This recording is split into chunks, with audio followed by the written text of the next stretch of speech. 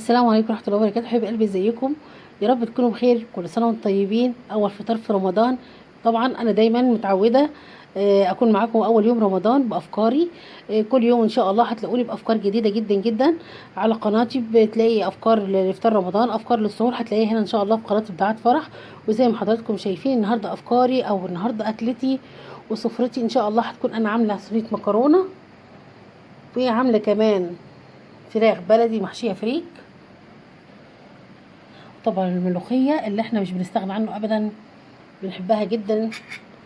وهنا السلطة، وعاملة كمان كفتة في الفرن لزاها، او حطها كفتة في الفرن بمعنى صح.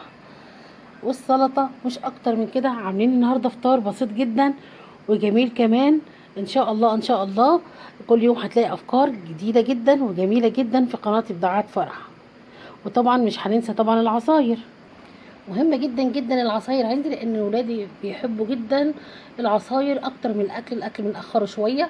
لكن العصاير زي ما انتم شايفين انا عاملة عصير برتقال وعاملة مانجا وعاملة فراولة، وزي ما انتم شايفين ما شاء الله خير ربنا كتير جدا جدا.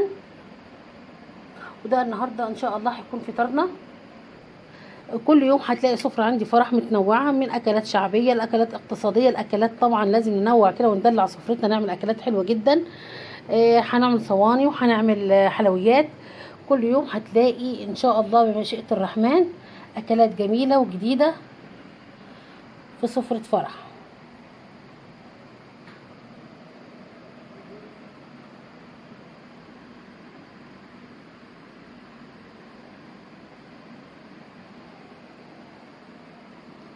ونعاد عليكم باليمن والبركة والخير يا رب. رمضان كريم ان شاء الله علينا وعليكم، واسيبكم في حفظ الله.